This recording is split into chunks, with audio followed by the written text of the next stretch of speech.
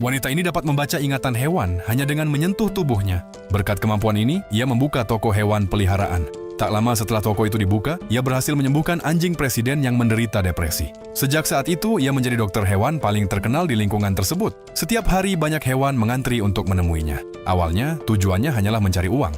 Hingga suatu hari, seorang kakek membawa anjingnya ke dokter, dan ia akhirnya menyadari arti penting dari kekuatannya. Kakek itu berkata bahwa anjingnya sudah hampir setengah bulan tidak mau makan. Setiap hari hanya berbaring di lantai tanpa bergerak. Wanita itu lalu meletakkan tangannya di pantat anjing dan membaca ingatannya untuk memahami segala yang terjadi di masa lalu.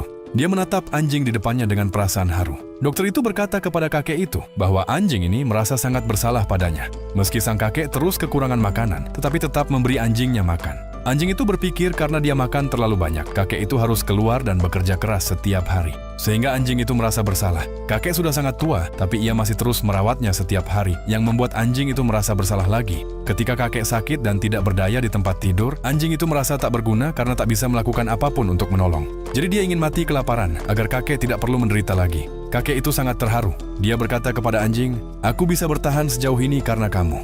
Tanpamu, aku tidak punya alasan untuk hidup. Jangan berpikir kamu akan menyeretku saat aku akan mati. Kamu harus tetap hidup agar aku bisa meninggal dengan tenang nanti." Anjing itu sepertinya mengerti apa yang dikatakan kakek. Saat kakek mengeluarkan makanan kaleng, dia tidak melakukan mogok makan seperti sebelumnya. Demi kakek, anjing itu harus hidup dengan baik. Saat kakek pergi, dokter itu menolak bayaran dan justru memberi anjing itu banyak makanan hewan. Ia merasa bangga dengan kemampuannya, tetapi dia tidak tahu bahwa bencana besar akan datang.